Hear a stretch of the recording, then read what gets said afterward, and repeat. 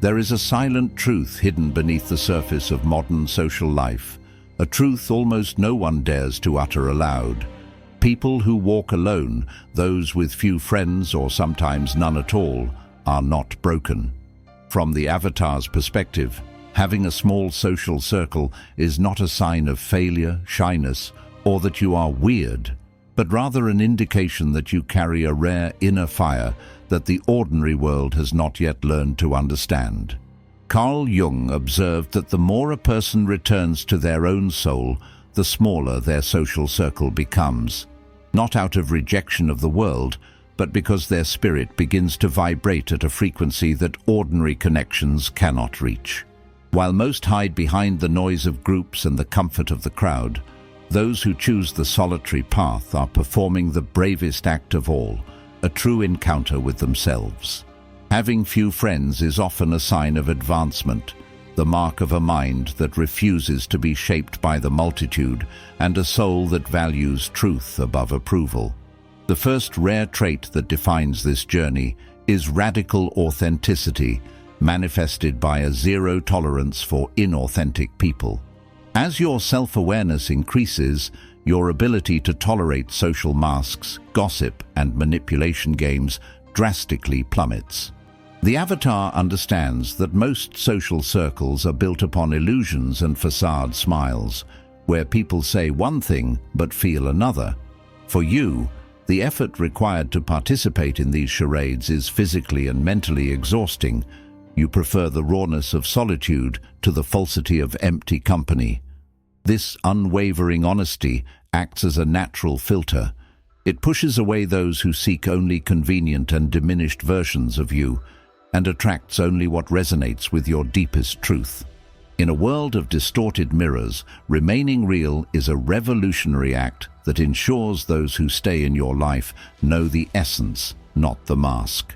This pursuit of truth leads us to the second trait, a hunger for substance, or the absolute preference for depth over quantity. For the awakened mind, small talk, those superficial conversations about the weather, traffic, or other people's lives, seems like a waste of oxygen and a drain on vital energy. You have no interest in collecting acquaintances as if they were trophies of social validation. What you seek are connections that carry real weight, discussions about psychology, ideas that challenge the status quo, and what truly makes life meaningful. Since most people are not equipped to dive into these deep waters, you choose solitude as a standard of quality rather than a sentence of loneliness. Under the avatar's gaze, understand that it is preferable to have a single genuine connection that nourishes your soul than 1,000 disposable friendships that only amplify your emptiness. Your selectivity is not arrogance. It is the sacred protection of your time and energy in pursuit of something truly meaningful. Moving forward in our exploration, the third rare trait that defines your nature is what the avatar calls the high-resolution system, based on what psychology terms high social sensitivity. Having few friends for you is not a matter of purely emotional preference, but a biological necessity of your nervous system. While extroverts gain energy from being surrounded by people, each interaction for a high-frequency mind represents a real cost of vital energy. This happens because your brain doesn't just hear words. It processes reality in multiple simultaneous layers, capturing the tone of voice, body language, subtext, and hidden intentions of each speaker. Imagine your brain running extremely heavy data processing software while others are merely browsing the surface. This level of deep analysis is exhausting, and after a period of socialization, complete solitude becomes the only mechanism capable of performing maintenance and recharging your system. Understand that managing your energy wisely, instead of wasting it in pursuit of constant approval, is a sign of superior intelligence, not dysfunction. From this need for recharging arises the fourth trait, internal sovereignty, or an extreme independence from external validation. The avatar observes that most people live terrified by the idea of being alone, tolerating mediocre friendships and toxic company just to avoid confronting their own silence. However, you have developed what psychologists call low social dependence. Your strength does not come from the applause of the crowd, but from the solid inner world you have built over time. You have learned to be your own guide, to solve your own riddles, and to find comfort in the vastness of your own mind. To the outside world, this self-sufficiency might seem like coldness or detachment, but from the avatar's perspective, this is true freedom. When you no longer need others to complete your existence, you become a whole being in your own right, allowing solitude to be a state of sovereignty and not of neediness. This internal authority ensures that you never lose yourself in the need to belong to groups that demand the dilution of your essence. The fifth rare trait that crowns your solitary journey is what the avatar defines as the experience filter, a refined defense mechanism that psychology identifies as a high trust threshold. Often, those who walk with few or no friends carry scars from betrayals, past neglect, or disappointments with people who did not honor their loyalty. However, for the awakened mind, these wounds are not signs of fragility, but rather the basis for superior pattern recognition. Your brain has become a sacred guardian of your time and energy. You don't open the doors of your world just because someone knocked on them. This filter makes you observe for much longer and test others' integrity before granting access to the temple of your private life.